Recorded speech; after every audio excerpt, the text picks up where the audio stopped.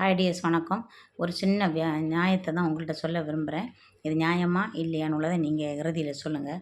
அதாவது அந்தந்த ஆட்சியில் நடக்கக்கூடிய விஷயத்த அந்தந்த ஆட்சியில் அப்படியே இருக்கணும்னு சொல்கிறேன், மாற்ற வேண்டாம். ஏன்னு சொன்னேன்னா, இப்போ காமராஜர் பீரியடில் வந்து கன்னியாகுமரி டிஸ்ட்ரிக்டில் வந்து தொட்டிப்பாலம் கட்டினாங்க. இன்றைக்கி உடனே நம்ம போய் நம்ம பிள்ளைங்களுக்கு இது காமராஜர் பீரியடில் நடந்துச்சு அப்படின்னு சொல்கிறோம். அவங்க வந்து இனி அவங்களுடைய பிள்ளைங்களும் சொல்லுவாங்க, அப்படி தானே? அதேமாதிரி கன்னியாகுமரியில் வந்து கண்ணாடி பாலம் கட்டினாங்க. அது யாருக்கு ஆட்சியில் கட்டினாங்க அப்படின்னு உள்ளதை நம்ம பிள்ளைங்களை நம்ம சொல்கிறோம். அதேமாரி அவங்க பிள்ளைங்களை சொல்லுவாங்க. நுங்கம்பாக்கத்தில் இருக்கக்கூடிய வள்ளுவர் கோட்டத்தை புனர்வாய்வு செய்து புதுப்பித்து அதை பட்டியலோட நமக்கு சொல்லியிருக்காங்க. அது கூட இந்த பீரியட் நடந்துச்சுன்னு நம்ம சொல்கிறோம். அதேமாதிரி mofussil bus stand, Koyambedu mofussil bus stand வந்துட்டு யாருடைய ஆட்சியில் ஆக்கப்பட்டு யார் பேரில் திறந்து வச்சாங்க அப்படின்னு உள்ளதும் எல்லாருக்குமே தெரியும். மெட்ராஸ் யூனிவர்சிட்டிக்கு போகிற பாதையில் வந்துட்டு ஒரு பில்டிங், அது நான் கூட அண்ணாந்து பார்த்துருக்கேன். நான் சொல்ல விரும்பலை, அதை சொல்ல விரும்பலை. ஆனால் வந்து அது ஒரு ஆட்சி மாறும்போது அதை பூட்டி போட்டாங்க, மூடி போட்டு இப்போ வந்து பார்க்கும்போது ஏதோ மின்சார வாரியமாக என்னமோ ஒன்று மாற்றி அமைக்கப்பட்டுள்ளதுன்னு சொல்கிறேன். நான் என்ன சொல்கிறேன்னா, இப்போ யார் வீட்டில் இருந்தாலும் அது அப்படியே இருக்கட்டும், நீங்கள் மாற்ற வேண்டிய அவசியம் இல்லை. அப்போ தான் நம்ம சொல்ல முடியும் மக்களுக்கு, இந்தந்த பீரியடில் இது நடந்துச்சு அப்படின்னு.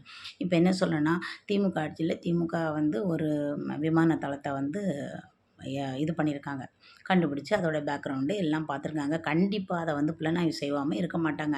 சிச்சுவேஷன் எப்படி, அங்கே இருக்க மக்களுக்கு என்ன நம்ம செய்யணும், இதில் அந்த என்வாரன்மெண்டல் எப்படி இருக்குது, காற்றோட்டமான வசதியாக தரையிறங்கிறதுக்கு எல்லா விஷயங்களும் இருக்கா, எல்லாமே பார்த்து தான் பண்ணியிருப்பாங்க. உங்களுக்கு டவுட் இருந்துச்சுன்னா நீங்களும் போய் என்ன பண்ணணும், அதை மாற்ற வேண்டிய அவசியம் எனக்கு இல்லைன்னு தோணுது. நீங்களும் போய் என்ன பண்ணணும், அது எவ்வளோ தூரம் அதை கண்டுபிடிக்கிறதுக்கு எவ்வளோ தூரம் ஆராய்ச்சி பண்ணியிருப்பாங்க.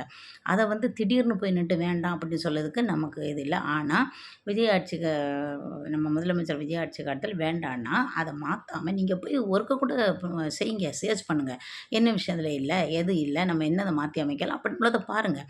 அதுக்காக அந்தந்த பீரியடில் இதை பண்ணதை வந்து நீங்கள் மாற்றி அமைக்க வேண்டிய அவசியமே இல்லை. சரிங்க, நான் இதை ஒயிட் வாஷ் பண்ண போகிறேன், அதை ஒயிட் வாஷ் பண்ண போகிறேன், வெள்ளை அடிக்க போகிறேன் அப்படின்னு உள்ளது மக்களுடைய கருத்து வந்து மாறி போயிடும் அப்புறம். சரிங்களா? உங்கள் ஆட்சி வந்து நல்லபடியாக இருக்குன்னு தான் மக்கள்லாம் நினச்சிட்ருக்காங்க. மக்களுடைய எண்ணத்தை வந்து திருப்பாதீங்கன்னு சொல்கிறேன். சரிங்களா? இப்போ வந்து எல்லாமே வந்துட்டு மாற்றி அமைச்சோன்னு சொன்னால் கண்டிப்பாக இந்த ஆட்சியில் இருக்காது அப்படின்னு வந்துடும். சரிங்களா? அதனால் இப்போ விஜய் ஆட்சி கட்சியில் இந்த ஆட்சியிலையும் டிவிக்கு ஆட்சியிலையும் கூட என்னென்னமோ செய்யலாம். அதை வந்து நாளைக்கு வருங்காலத்தில் மாற்ற முடியுமா? மாற்ற வேண்டாம் இல்லை. மக்களுக்கு எப்படி தெரியும் இப்போ இவங்க ஆட்சியில் அது நடந்துச்சுன்னு? அதனால் எதையுமே மாற்றக்கூடாது. நீங்கள் என்ன புதுசு புதுசாக செய்யுங்க. சரி, ஓகே. மக்களே, உங்களுக்கு இது பிடிச்சிருந்தா லைக் பண்ணுங்கள், கமெண்ட் பண்ணுங்கள். நான் சொல்கிறது நியாயம் தானா அப்படின்றத கமெண்ட்ஸில் சொல்லுங்கள். சப்ஸ்கிரைப் பண்ணுங்கள்.